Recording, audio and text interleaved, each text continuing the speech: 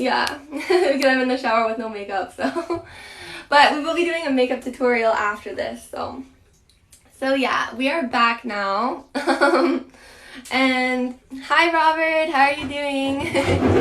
So yeah, we're going to be doing, I'm so excited you guys, because I've just always wanted to know more about like beauty and stuff and like products, and I love products, and I just love the idea of learning more about like ethical products and products that are going to be really caring for your hair. So yeah, I'm really excited to learn more about that, and also other products, like all sorts of stuff. So yeah, we're just going to get that running a little bit because of my plumbing issue.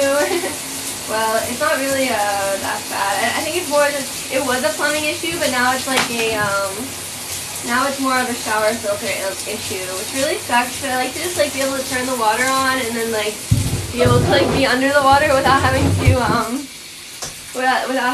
like get out of it and then get back in. But do that in the reflection. Wait, do that in the reflection of the shower and stop. I don't know what you mean. But yeah, so basically, thank you so much, Mad Ferret 5. I love your username. That is so cute.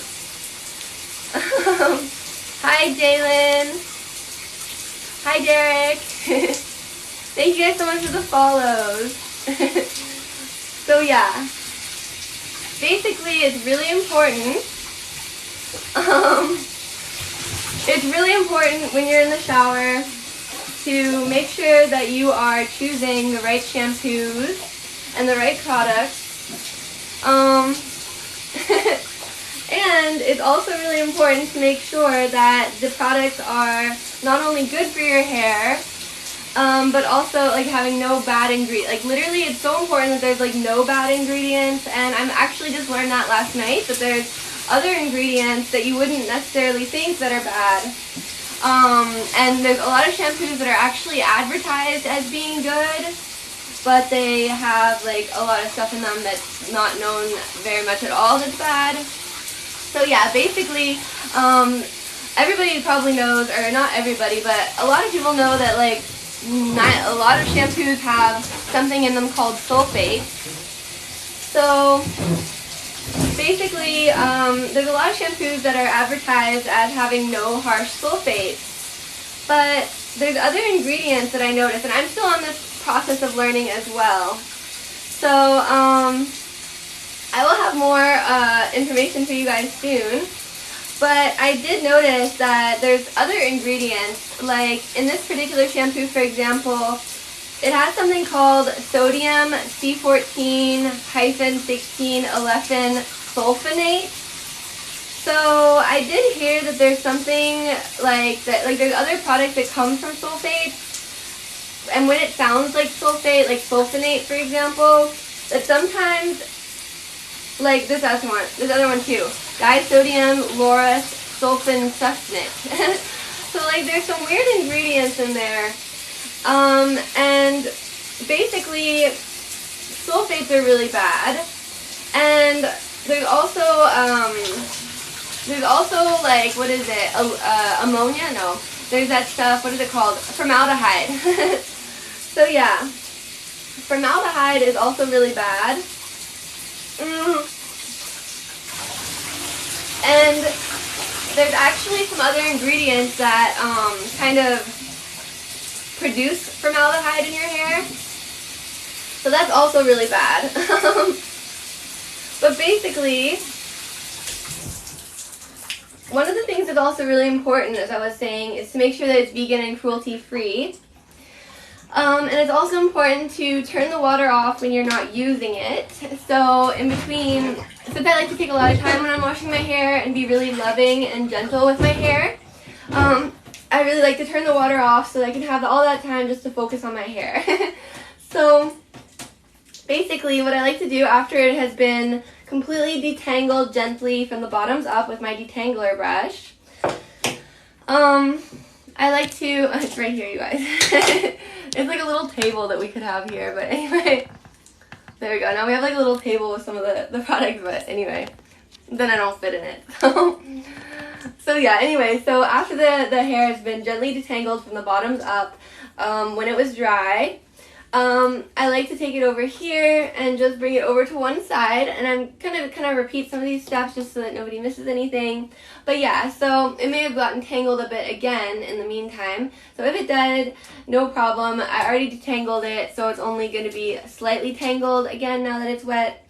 So I will take my detangler brush and just kind of start from the bottom and just gently, you know, it's really easy to detangle because I already did it not long ago. So it didn't get that much more tangled when it was wet. And we're just going to kind of, yeah, you see, did you hear that, you guys? That noise? We do not want that. So we really just want it to be like, you know, very gently with a light hand, so that we don't want that. So yeah, here you just want to kind of like do this motion like that. Oh, thank you so much, Jacob. You're so sweet. Thank you so much for being in my live. Welcome back to my live. So yeah, just making sure that's all detangled. So yeah, once that is detangled, we will start with the shampoo. And yeah, as I said, it's crazy all the ingredients in shampoos that like cause balding and cause hair loss and stuff. Like, I'm really surprised. But it's really important to at least make sure that the shampoo says sulfate free. As long as it's sulfate free, then you know that you're at least avoiding a lot of kind of the main problem in shampoos. But formaldehyde is also a really bad one too. So thank you so much for all the follows, you guys. So yeah, I have the shampoo and I'm just gonna like put it between my hands. I'm just gonna like gently put it into my hair. I'm just gonna kind of move this up a bit. Okay. So yeah, just gonna kind of like put the shampoo gently in my hair.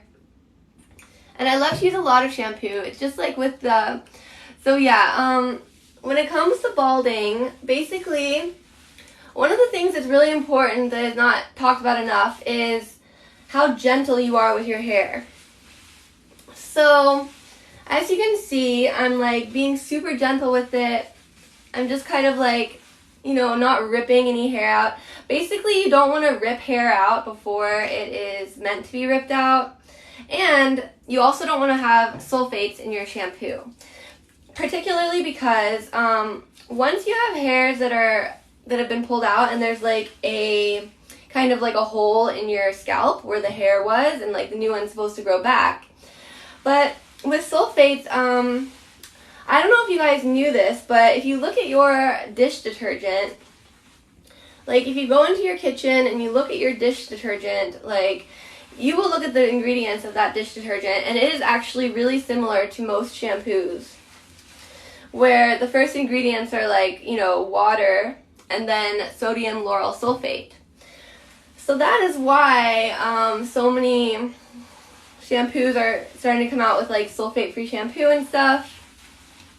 Because when there's sulfates in your shampoo, it's really going to really strip your hair of the natural oils and stuff. Thank you so much for the follow, Mohammed and Marsh Vader 66. I like your usernames. But yeah, so basically, when the hair has been pulled out and there is an open hole in your scalp where the hair was pulled out, that is when it can be particularly dangerous to use shampoos with sulfates, because that really harsh like dishwashing detergent, basically, because sulfates is the same ingredients as in dishwashing detergent, it will go into the hole in your scalp where that hair was, and sometimes it will be so harsh because it's going to get right in there in the root, and it will actually permanently damage the hair follicle so that it never grows back. So that's kind of how the sulfates work, and that's kind of how, you know, it can be damaging, for example. So the hair naturally does fall out and then it's supposed to grow back, but when you have like spaces, like little, you know, hair follicles that are empty on your scalp, that's when that sulfate shampoo can sometimes get really, really deep in there, and it can really damage the follicle so that it just doesn't grow back. So that's why it's super important to get a sulfate-free shampoo. And what's really cool as well is that a lot of sulfate shampoos, most sulfate-free shampoos, they are having like other things that are really good, like there's no parabens, and no silicones and stuff, because that is when it's really bad, when you have those things in your hair. So, so yeah, I'm kind of new to this as well, like I'm just kind of learning about this stuff, as I maybe mentioned before. But there's also other things that are really important, like your diet. It's really important to make sure you're eating the right foods, and stuff like that, just overall taking care of your whole body. So yeah, basically, back to this hair washing tutorial. So like I was saying about the acne products earlier and how important it is to be really gentle with your skin, because one of the main causes for, spreading your acne and for irritating it more, since acne is irritation, one of the main causes is literally being too rough with your skin, which is really surprising to me that it's not talked about enough. But it's really true with your hair as well, and that is like never talked about. So, it's really important to do it gently. So that's what I'm doing right now. And it's also really important, one thing that is really common is when you have longer hair, especially you take it and you kind of ball it all up and you put it on top of your scalp and you really just scrub at it. And this is really bad. What you want to do is really just gently, like if my hair was a little bit shorter, like if it was like down to here or something, then I wouldn't even need to put any shampoo down here. I would really just need to complete the, massaging into my scalp, the shampoo like I've just done. And then I would need to just like rinse and let the suds kind of go down there naturally. But because my hair is super, super, super long, I do want to kind of make sure that I clean that part down here a little bit more than if it was shorter. So I like to take my detangler brush and I like to just gently kind of let the suds be slowly brought down to the bottom. And how long did it take my hair to get this long? So I've actually always had pretty long hair, but I did have it really short at one point. Like one point, it was like, the shortest I ever really had it was like to here. And I was so upset. Like, okay, maybe it was a tiny bit longer. It was like maybe to here, I think. But I was so upset, and yeah. And then I just never let it be short since then. So I just let it grow, basically. And I got a lot of haircuts and stuff in between. But I really just, I really just let it grow like long. So I would only ask the hairdresser to just take a tiny bit off whenever I would go. And, sometimes they didn't listen and they cut more off. But then I found a really good hairdresser and she actually listens and she doesn't cut too much off. So, and yeah, I didn't trim my hair at all since a really long time actually. So this is all dead hair that's like in my brush. Oh, you're so sweet. I love you too. So yeah, basically, and it's really important as well, not only to make sure that your shampoo is ethical and cruelty-free and vegan, but also to turn the water off when you're not using it. So right now I'm just, I'm just letting the shampoo be, like when I'm actually washing my hair, it's really important to turn the water off because it's better for the environment and everything like that. So that's what I'm doing. And just wanting to make sure this is really nice and evenly distributed. Thank you guys so much for the follows. It means so much to me. I'm so happy you guys are following me and watching my live. I'm just so excited because, well, I've been on TikTok for a while and I've done like a few different things on here and I've been experimenting with stuff. But I've really noticed that one thing that I'm really interested in is like fashion and beauty.